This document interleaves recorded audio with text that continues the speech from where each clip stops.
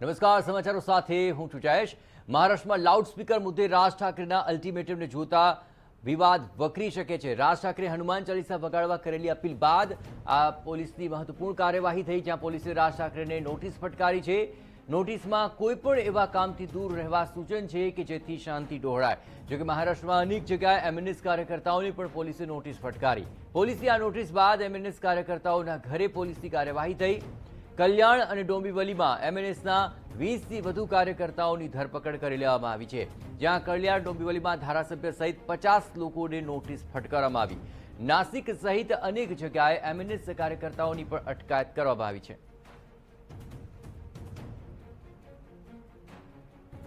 તો આખરે અજાન વર્સિસ હનુમાન પઠન આ તમામ બાબતોને લઈને હવે વિવાદ વકરે તેવી શક્યતા જણાઈ રહી છે, કે જ્યાં આખરે રાજ ઠાકરે આ સમગ્ર મામલે હનુમાન ચાલીસાના પાઠ કરવાની અપીલ કરી, સાથે જ માહોલ વધારે તેજ બન્યો છે। જોકે આ સમગ્ર મામલે પોલીસ પણ હવે સઘન કાર્યવાહી કરી રહી છે।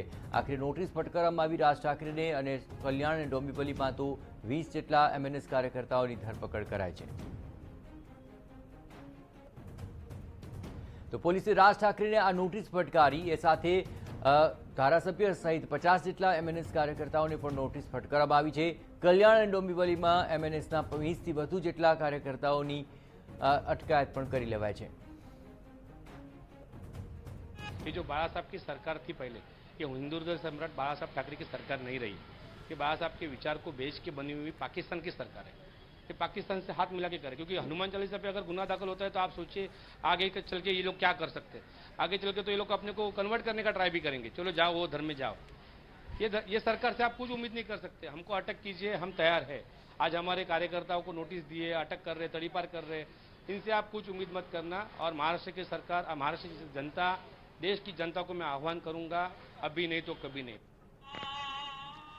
મુંબઈમાં લાઉડસ્પીકર વિવાદ શાંત થવાનું નામ નથી લઈ રહ્યો। એવામાં ફરી એકવાર વિવાદમાં પલીતો ચાંપે તેવી ઘટના કાંદિવલી પશ્ચિમના ચારકોપ વિસ્તારમાં સામે આવી। અહીં સંજયનગરમાં મનસેના કાર્યકર્તાઓએ નમાઝ સમયે જ હનુમાન ચાલીસા વગાડી। વહેલી સવારે 5 વાગે જ્યારે નમાઝ શરૂ થઈ, એ સમયે મનસેના કાર્યકર્તાઓ અગાસી પર ચડી ગયા અને મનસેનો ઝંડો લહેરાવીને હનુમાન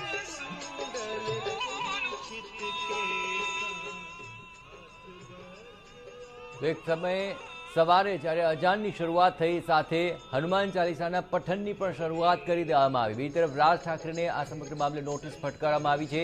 આખરે એ નોટિસની અંદર સ્પષ્ટ ઉલ્લેખ છે કે એવી કોઈ પણ પ્રવૃત્તિ ન કરવી કે જેને કારણે શાંતિ ડહોળાય। એટલું જ નહીં, આખરે એમએનએસના 50થી વધારે કાર્યકર્તાઓને આ પ્રકારની નોટિસ ફટકારાય છે।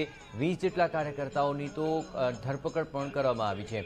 તો આ બંને તસવીરોની અંદર એ સ્પષ્ટ છે કે હવે લાઉડસ્પીકરને લઈને વિવાદ વધુ વકરે તેવી શક્યતા જણાઈ રહી છે।